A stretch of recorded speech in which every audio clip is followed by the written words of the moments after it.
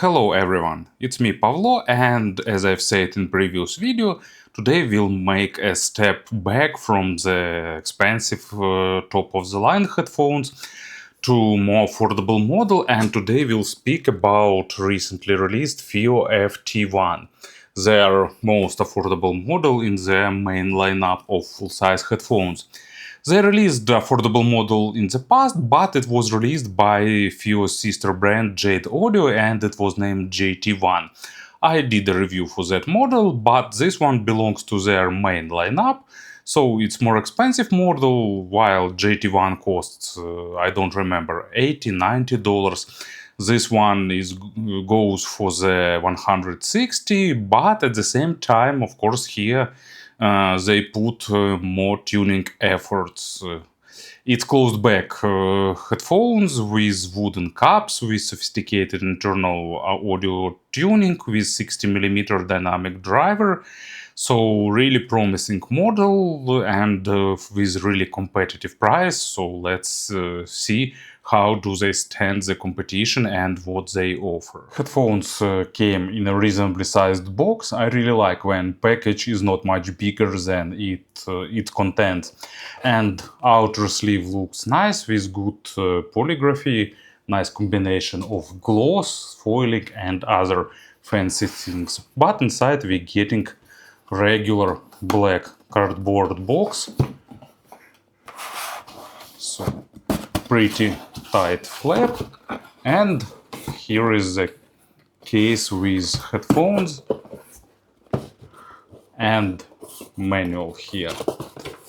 So let's go inside of the case and see what we're getting inside of the case.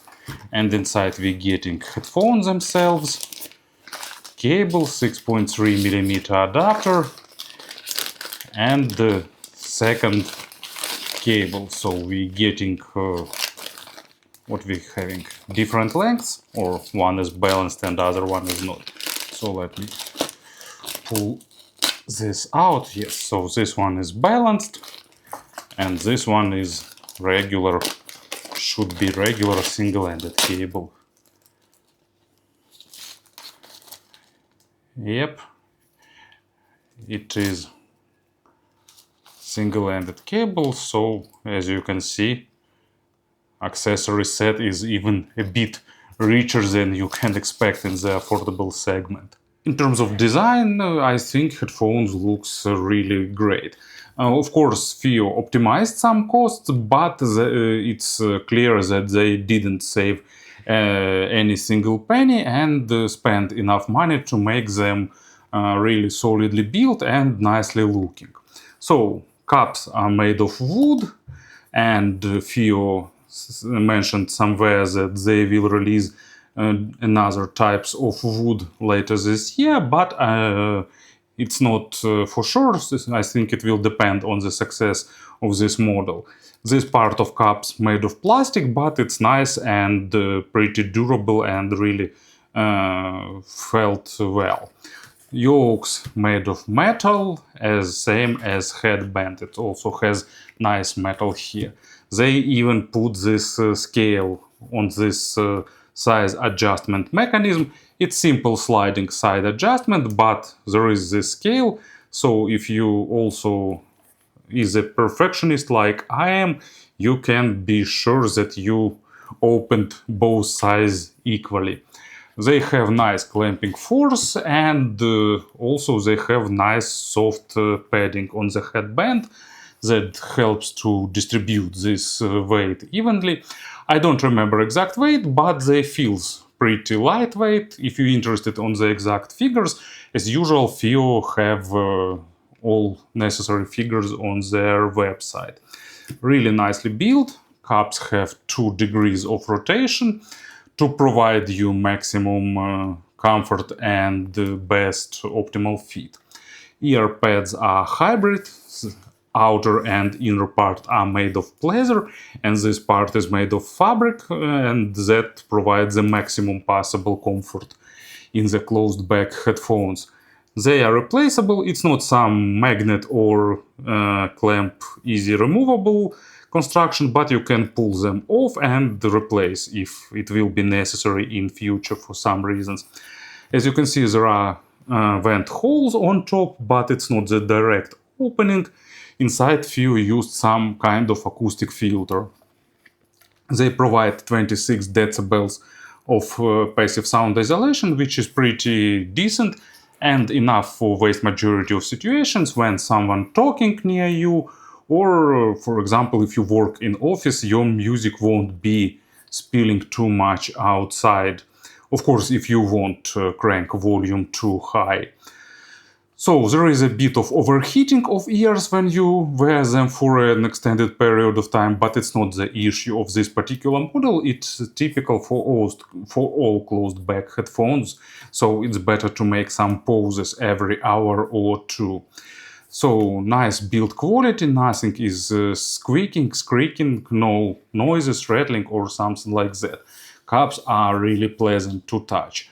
I'd like to see FiiO logo here, but they decided to put it here on this metal part. Cables are made replaceable. Here used the most simple, most widespread option, regular 3.5mm jacks. No locks, notches, grooves or something like that, so virtually any cable with this connector standard will fit here. Stock cable is in fabric insulation. Microphonic noise is almost absent. It looks and feels pretty durable. Not something super audiophilic, but in general a pretty decent cable with a splitter, and here is 4.4mm Pentacon connector. As you can see, build quality and wearing comfort is really great. In terms of sound, it's a pretty well-sounding headphones with a V-shaped signature with elevated bass and boosted treble to compensate that, but to my taste it's not overdone. But it's definitely not a natural or monitoring model. At the same time, it's clearly audible that FiiO did work to minimize the impact of closed-back headphones and to minimize the typical issues of cheap full-size headphones. So probably let's talk about everything step by step. Bass is accented. It's not huge accent, but slightly above average. But also thanks to pretty decent speed, it sounds pretty well controlled. Of course, control is not perfect, and the amount of small nuances and details in the low frequency instruments is good, but not perfect.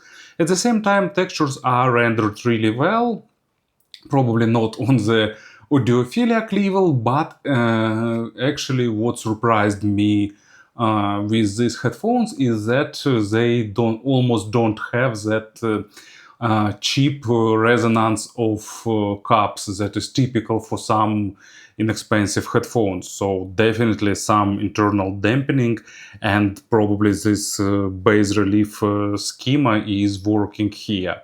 Bass go to maximum depth. It has good rumble, good presence, really tight impacts, and has a slight hint of additional weight. So acoustical instruments on the really well recorded tracks sounds a bit bigger than they are in the real life, but at the same time bass is really engaging, so pretty enjoyable experience in general, especially if you like low frequencies. And if you don't like low frequencies, these headphones respond really good to equalization, so you can easily adjust them. And let's go for the examples. First one is the Ondekoza. Sorry if I will make announced in pronunciation. Mikuni Gensokyoko, and it's taiko drummers with a lot of folk instruments, and it's a great example of natural saturated bass and pretty deep, nice resonating with a lot of overtones to mid and even high frequencies. And with these headphones it sounds pretty impressive, so you're definitely getting this feeling of the big drum. And Tempest by Juno Reactor, I like this track, and it has that intro with really deep bass at the start that sounds like incoming Tempest, and these headphones also represent it pretty nicely. Mids are recessed, but thanks to decent resolution, there is no excessive bass bleed onto mids, and mids remains pretty clean and clear. Of course, on really bassy tracks, low frequencies will shadow mids, but it's unavoidable because it's just the physics here. Mids have normal detalization, not the maximum. There is no focus on the micro contrast, but at the same time all necessary details are present. Mid sounds emotional with also slight hint of additional weight, but to my ears not too much. And male vocal sounds nice and full-bodied. Female vocals sometimes lacking a bit of spark, but it's more depending on the record and mastering. In general, they also sound okay without harshness or sibilance. Imaginary stage is above average in width and in depth, not by much, but pretty good for the closed back affordable headphones, so no complaints here. If you need big stage, go for the open back models. So headphones are not super critical for the quality of records, so it's not an issue to use them with some MP3 or streaming or something like that. But of course, better material will give you better results. So a first example for the mid frequencies, it's my precious Lunatic Asylum by Annihilator. Fast, raw, aggressive, and actually surprisingly decent performance for these headphones. Of course, it's lacking a bit of aggression on the upper mids, but not too much. Guitars are present and this remains pretty clean, as well as a vocal. So not a perfect result, but for the form factor and price, pretty decent. And track that I like and it sounds really good with these headphones, it's Magnum, Crazy Old Mothers. Nice majestic intro, really great guitar riffs, nice vocal, and everything sounds pretty spacious and nice and emotional with these headphones. Treble is slightly accented, but not too much. And it's not overly harsh, overly energetic. Extension is about average.